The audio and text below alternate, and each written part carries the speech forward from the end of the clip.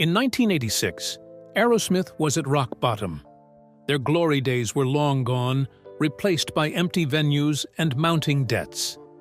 How did this struggling rock band turn their fortunes around and climb back to the top of the charts?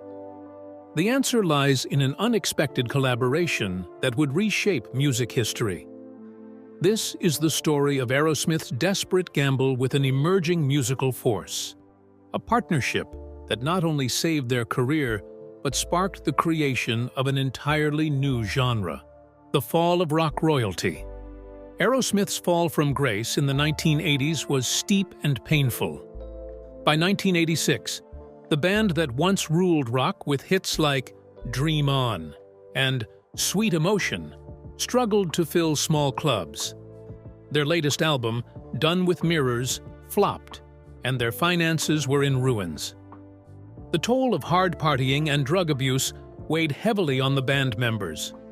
Joe Perry and Steven Tyler, once the dynamic duo of rock, were now shadows of their former selves. Their addictions had spiraled out of control, affecting every aspect of their lives and careers.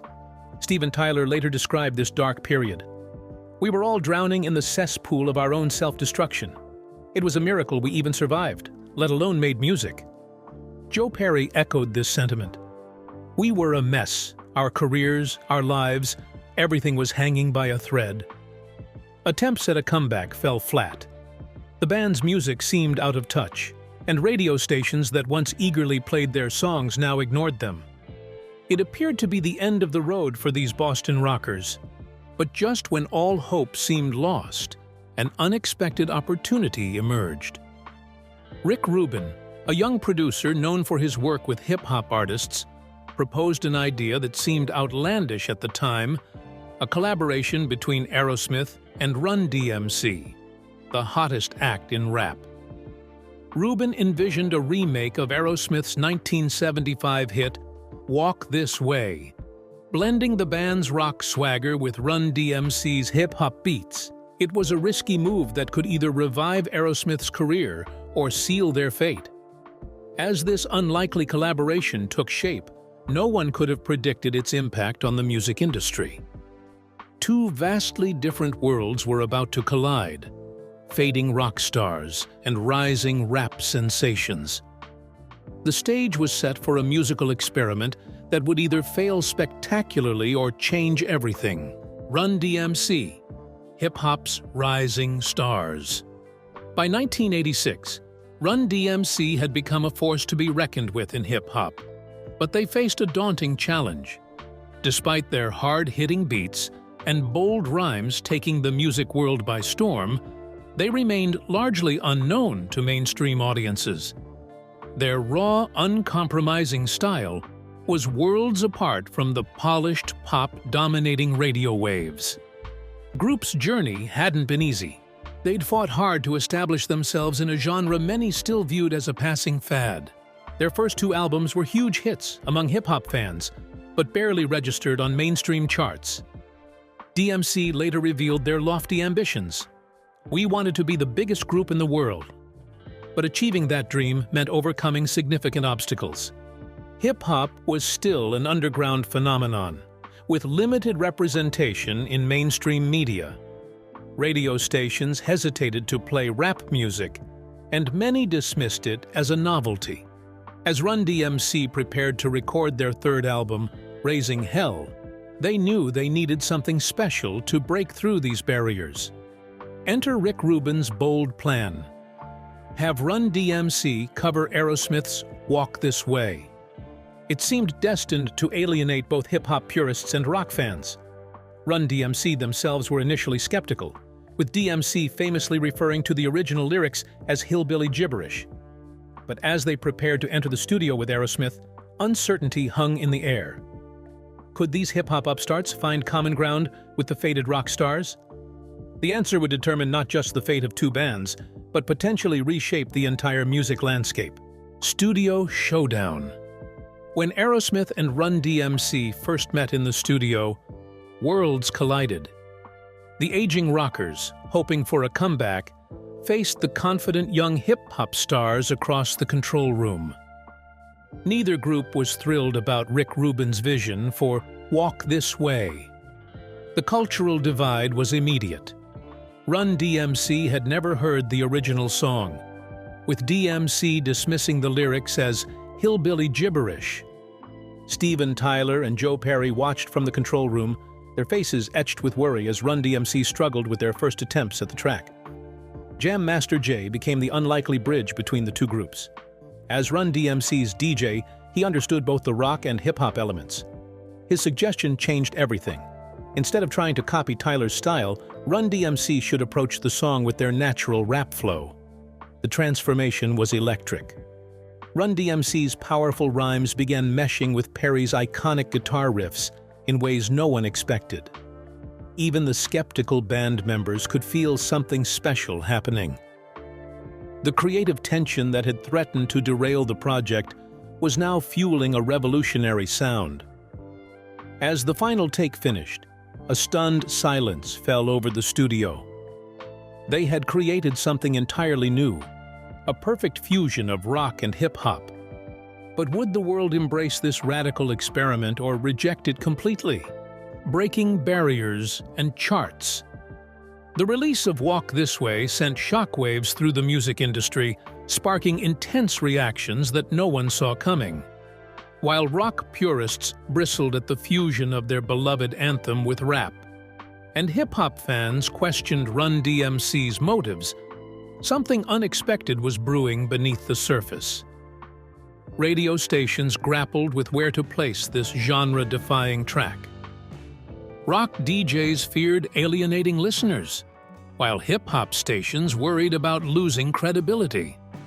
The collaboration teetered on the edge of disaster, threatening to leave both Aerosmith and Run-DMC worse off than before. But then, almost imperceptibly at first, the tide began to turn.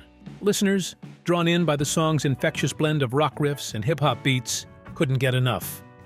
Walk This Way climbed to number 4 on the Billboard Hot 100, outperforming Aerosmith's original version and becoming the first rap song to crack the top 10. The video's iconic image of Steven Tyler breaking through a wall to join Run-DMC became a powerful symbol of genres colliding. Boston's WBCN, a rock station, took a chance on the track, helping to bridge the divide between rock and hip-hop audiences. As Walk This Way dominated the airwaves, its impact reached far beyond chart positions. The collaboration forced the music industry to confront its rigid genre boundaries, proving that rock and hip-hop could not only coexist, but thrive together. Doors that had long been closed to hip-hop artists suddenly creaked open, ushering in a new era of musical possibilities. The triumph of Walk This Way did more than revive Aerosmith's career or elevate Run-DMC's profile. It sparked a seismic shift in popular music, crumbling the walls between genres and paving the way for countless future collaborations. As the dust settled, it became clear that this unlikely pairing had set in motion changes that would reverberate through the music industry for decades to come. Aerosmith's second act. As Aerosmith emerged from their groundbreaking collaboration with Run-DMC, they faced an uncertain future. The band's journey from rock bottom to renewed success was about to take an unexpected turn. The triumph of Walk This Way reignited Aerosmith's creative spark, but doubt lingered. Years of turmoil had taken their toll, and the music industry rarely offered second chances. Yet, against all odds, the band channeled their renewed energy into their work. Their next album, Permanent Vacation, surpassed expectations. It achieved multi-platinum status and produced 3 top 20 hits: Dude, Looks Like a Lady, Angel, and Ragdoll. Each song showcased the band's enduring talent and newfound vigor. The numbers painted a picture of an improbable comeback. Walk This Way had reached number 4 on the Billboard Hot 100, opening doors for Aerosmith and exposing them to a new generation of fans, while rekindling interest from their original audience. Steven Tyler later reflected on this period, saying, "We were given a rare second chance, and we weren't about to waste it." This sentiment captured the band's determination to make the most of their unexpected resurgence. As Aerosmith's revival continued, they transformed from struggling musicians to rock icons once again. They headlined sold-out arena tours and consistently produced hit songs. Their story of overcoming adversity became an inspiration for many in the music industry.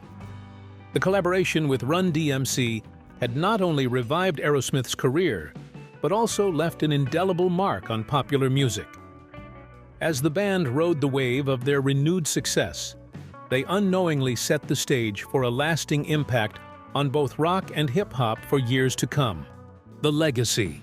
The birth of rap rock. The fusion of rap and rock in Walk This Way sparked a musical revolution. The song's success broke down long-standing barriers between genres, inspiring a new wave of artists.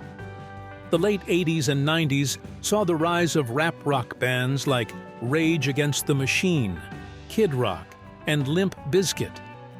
These groups created a sound that was angry, energetic, and impossible to ignore. The influence spread beyond music. Baggy jeans and backward caps became commonplace at rock concerts. Movies and TV shows began featuring more diverse soundtracks. Other collaborations followed, with Public Enemy teaming up with Anthrax for Bring the Noise in 1991, further cementing rap rock's place in music history. For Aerosmith, the gamble paid off spectacularly. Their next album, Permanent Vacation, achieved multi-platinum status with 3 top 20 hits. The band transformed from struggling musicians back to rock icons, headlining sold-out arena tours once again. The impact of Walk This Way continues to resonate today. DMC later reflected, "Always be open to try something new, because it might not just change your life, it might change the world." This unexpected collaboration between aging rockers and young rappers did more than save careers. It forever altered the sound of popular music, proving that sometimes the most powerful changes come from the most unlikely partnerships.